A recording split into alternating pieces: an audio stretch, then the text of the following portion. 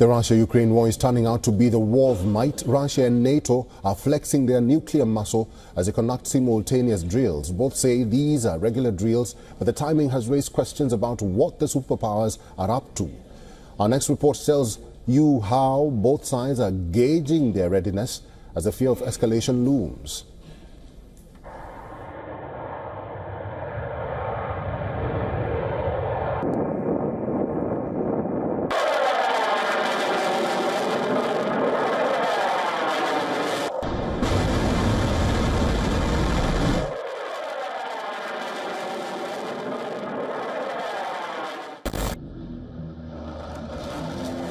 The skies over Europe are buzzing with NATO warplanes. A Dutch F-35 jet roars off the runway at Volkel Air Base in the Netherlands as NATO carries out its annual nuclear exercise, Steadfast Noon.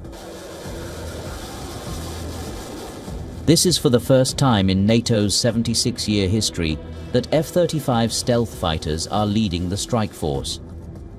The bulk of the exercise is being held in the North Sea, far from Russia and Ukraine, but the shadow of the adversary is clearly in the plans of the military leaders.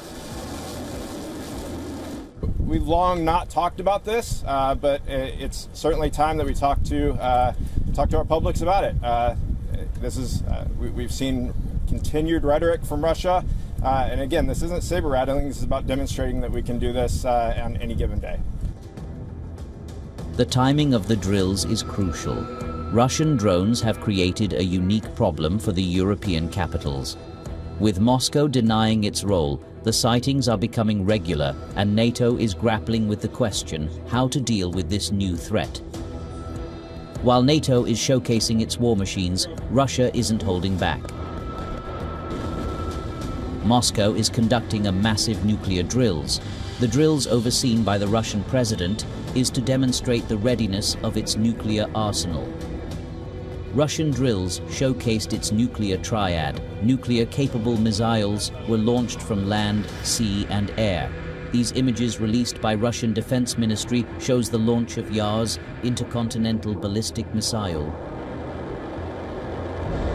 These missiles have a range of over 10,000 kilometers and are equipped with MIRV tech, making them difficult to intercept.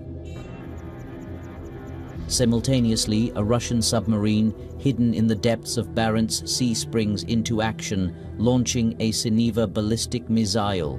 The third leg of the Russian nuclear triad was completed with the launch of a cruise missile from Tu-95 strategic bomber. All these missiles carried a dummy warhead but are designed to carry nuclear weapons.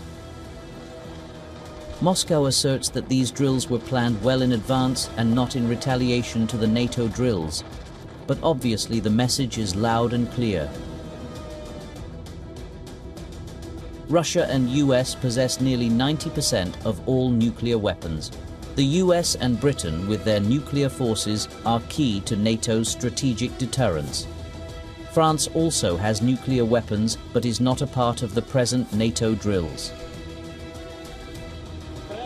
NATO and Moscow flexing their nuclear muscle. Both say they are regular drills, but the timing of the simultaneous drills is sending out a message of intent. While on the other hand, the war in Ukraine continues to drag on, and the world only hopes that there is no further escalation. Bureau Report, WION World is One.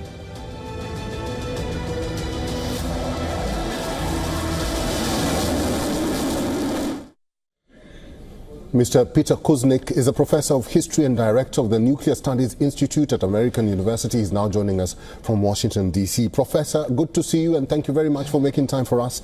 It looks like the United States and its partners are reading from different playbooks when it comes to dealing with the war in Ukraine and also efforts to end it, even with the NATO coming into the picture. What do you think is causing this friction? Well, Donald Trump is a different kind of leader. Donald Trump reads from a different playbook almost every day. So he's unpredictable and impulsive. And after the summit in Alaska, where it seemed to make progress toward resolving some of the issues, the European leaders and the head of NATO, Mark Rutte, all rushed to Washington to try to get Trump back on a war-like course. The same thing is happening now. So it's very unfortunate that the planned meeting in Budapest seems to be delayed, because perhaps they could have made some progress there. But there are still fundamental issues dividing the two sides. And now with these nuclear drills, they've ratcheted it up in a very, very dangerous way on both sides. Professor, I was just coming to that Budapest meeting, and there's a huge disparity when it comes to this purported meeting between Putin and Trump. Russia says they're still in the preparation stages of the summit, but it seems like Trump is pulling back and seems uninterested in the summit. What do you think could have gone wrong? Apparently, that Monday phone call between Lavrov and Rubio did not go very well. Trump, after the meeting with Zelensky, had said that he supports the idea of a ceasefire, which Zelensky wanted also. Putin has rejected that idea. He said we can't have a ceasefire until we resolve the fundamental underlying issues. And we see what's happening in Gaza right now, where they have a ceasefire without figuring out how to resolve the other issues that divide them, and that ceasefire is unraveling. So we know what the issues are. We know approximately what the solutions are. So it's important that we get some agreement and sit down and negotiate the points at issue right now. But the situation has gotten even more dangerous.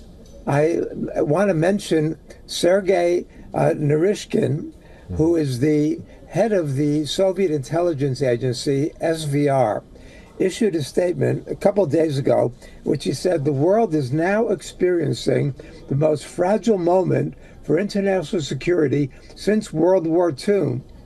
And, you know, Naryshkin is saying that. In June, Tulsi Gabbard, the director of national intelligence for the United States, issued a video in which she said the threat of nuclear annihilation is closer, more palpable now than it's ever been. So if you've got the heads of intelligence in Russia and the United States both warning how close we are to nuclear war, we desperately need statesmanship.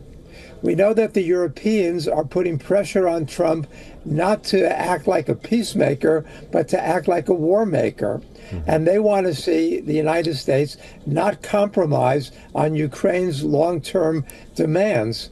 But Trump's inclination is to be much more conciliatory. But that does not work with his European allies or many of the hawks within the U.S. Congress. So we're at an impasse now.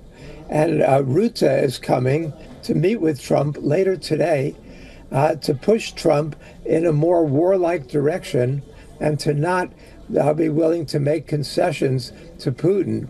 So we're at an inflection point, and the statements that we're seeing and the actions on the part of Russia with these nuclear drills, on the part of NATO with its 11-day-long nuclear drills, massive nuclear drills, is sending a very ominous message to the world community right now. We've got to step back from the brink. This is much too serious, much too dangerous, and the consequences for humanity could be absolutely catastrophic. Professor, very interesting that you said that, but we'll have to leave it there. Professor, it's good to see you. Thank you very much for talking to us today. Having me.